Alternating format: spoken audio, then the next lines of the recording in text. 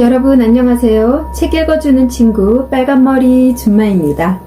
이번 영상은 데이비드 시버리의 나는 뻔뻔하게 살기로 했다 5번째 시간입니다. 저자는 임상심리학의 세계적인 권위자이자 미국의 의학자입니다. 이 책에서 저자는 남의 눈, 남의 말, 남의 생각에 일일이 희비를 교차하며 상처받는 사람들에게 스스로를 어떻게 존중하면 좋을지 알려줍니다. 나는 뻔뻔하게 살기로 했다. 낭독하겠습니다.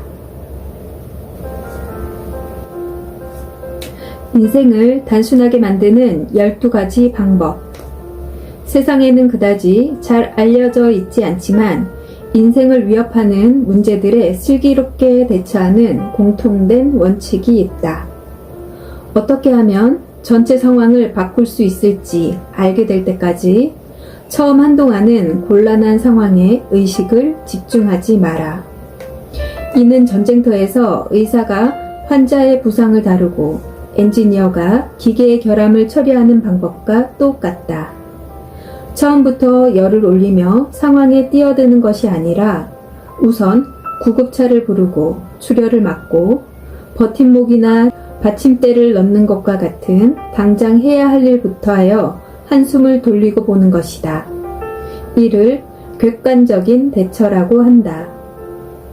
그 다음에 일어난 일을 순순히 받아들이는 수용의 원칙과 그 일에 대해 감정에 빠지지 않고 객관적인 관점에서 보는 객관화의 원칙이 뒤따른다.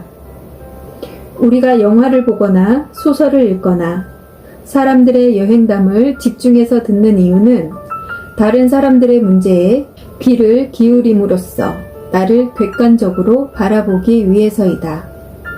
따라서 자신의 문제를 다룰 때도 섣불리 결단을 내려서는 안 된다. 문제에 대처하는 훈련을 거듭하게 되면 현명해진다. 그러나 이런 훈련을 하지 않고 무조건 문제를 단번에 해결하려고 하거나 아예 회피하려고 하면 해결할 수 있는 힘은 죽을 때까지 생기지 않는다. 적극적인 마음, 분주하게 움직이는 손, 닫힌 입이 기적을 가져온다. 인생을 단순하게 만드는 12가지 방법. 첫 번째, 다이아몬드의 법칙을 이해하라. 남아프리카의 다이아몬드 광산에서 강부들이 손톱만한 금강석을 찾기 위해 몇 톤의 땅을 파헤친다. 강부들은 다이아몬드를 찾고 있는 것이지 사막을 찾고 있는 게 아니다. 옥석을 고르기 위해 사막 전체를 파헤칠 작정인 것이다. 일상생활 속에서 대부분의 사람들은 이런 원칙을 잊어버리고 다이아몬드보다 흙이 더 많다고 비관한다. 고난이 나를 둘러싼 경우에도 너무 나쁜 면에 눈을 돌리지 말자. 아프리카의 광부처럼 좋은 면을 찾아 파헤치기만 하면 되는 것이다.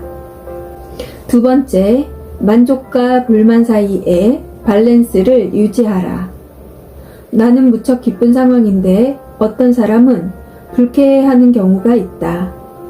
하나의 상황에 대한 감정은 극히 개인적인 것이기 때문에 당신이 좋아하는 것을 다른 사람은 싫어할 수도 있는 것은 당연하다.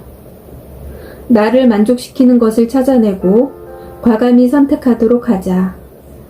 그런 것들이 내 인생에서 나날이 늘어나게 만들자. 고민이 되는 문제는 과감히 피하고 버리자. 내가 아닌 무언가로 인해 행복이 파괴되지 않도록 미리 손을 쓰는 것이다. 세 번째, 주변의 말에 갈팡질팡하지 마라. 대부분의 사람들은 자기도 생각하지 못한 사이에 다른 사람의 어리석은 생각에 영향을 받는다. 사람들은 다른 사람의 문제에 허튼 소리를 불어넣는 걸 좋아하기 때문에 대개 제멋대로 짓거린다. 이것은 독버섯처럼 당신의 가슴에 스며들어 악화된 환경을 만들어낸다. 이런 환경으로부터 자유로워지려면 눈앞의 상황에 대해 자기 스스로 생각하고 판단하는 습관을 길러야 한다. 주위 사람들의 의견을 충분히 청취하는 일도 중요하지만 이런 훈련 과정을 통해 나름의 확고한 신념이 생긴다면 더 이상 다른 사람의 허튼 소리에 영향을 받지 않게 될 것이다.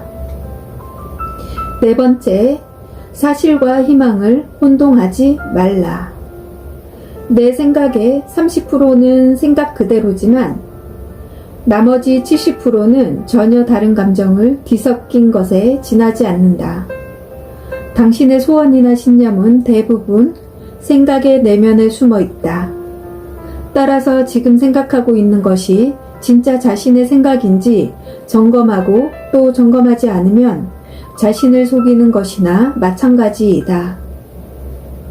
다섯 번째, 기록하라. 만약 당신이 천재라면 이 충고는 필요하지 않을 것이다. 그렇지 않다면 문제를 머릿속으로만 생각하면서 해결하려고 하지 마라. 떠오르는 아이디어를 엉성하게나마 기록해두는 습관을 기르자.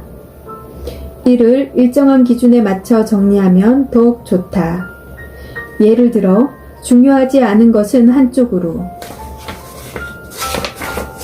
중요한 것은 다른 한쪽으로 모은다.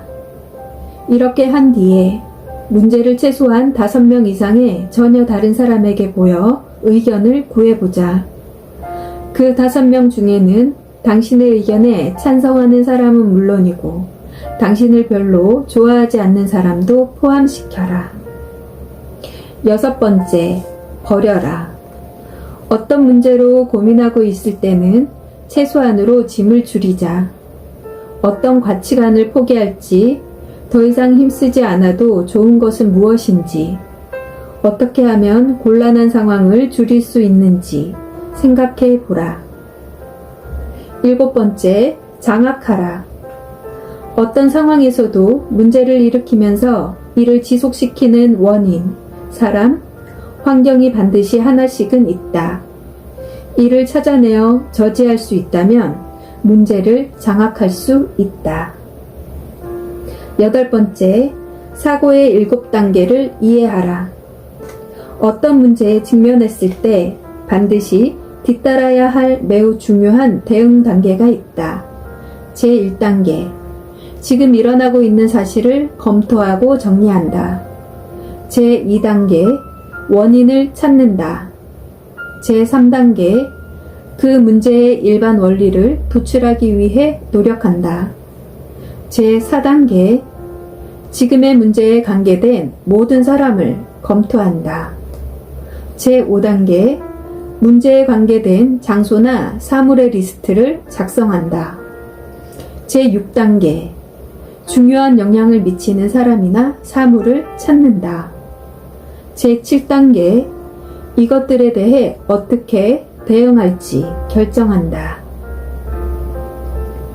아홉 번째, 할 것처럼 철학을 배워라. 생각은 행동에 지대한 영향을 끼친다.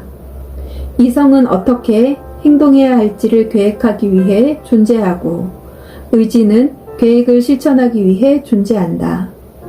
어려움에 빠졌을 때 어떻게 행동할지, 당신만의 프로그램을 미리 만들어 두자. 언제든 어떤 일을 할 것처럼 사전에 준비하는 것이다. 이를 할 것처럼 철학이라고 부른다. 열 번째, 문제에 호기심을 느껴라. 문제의 중심에 뛰어들어 나를 화나게 하는 핵심이 무엇인지를 찾아내자. 목전의 문제에 두려움을 느끼지 말고 먼저 호기심을 갖고 대하면 공포는 약해질 것이다. 11번째, 시도하라. 인류가 몇 세기에 걸쳐 풀어낸 중요한 진리는 모두 그것을 직접 실험한 사람들 덕분이다. 하지만 내가 당사자가 되어 문제에 직면하게 되면 실험을 해본다는 것이 좀처럼 쉽지 않다. 실험은커녕 안절부절 못하며 마음이 급해지게 된다. 작은 시도라도 계속하면서 문제 상황을 이루는 요소를 이것저것 변형시켜보자. 분명 조금씩이라도 변화가 일어난다. 12번째, 도움을 구하라. 자존감이 부족한 사람은 타인의 도움을 구하는 일에 주저한다. 거절받을 두려움 때문이다. 그러나 자존감이 강하면 쉽게 타인의 도움을 구할 수 있다. 도움을 구하는 일은 상대에 대한 배려가 없으면 불가능하기 때문이다. 어려움에 처할수록 망설이지 말고 주위에 도움의 손길을 뻗어라. 아무것도 변하지 않을지라도 나 스스로가 변하는 순간 우주가 변한다. 오노레드 발자크의 Keep in Mind로 이 시간 마무리하겠습니다. 오늘도 나를 지키며 건강한 하루 보내시기 바랍니다. 책 읽어주는 친구 빨간머리 준마였습니다.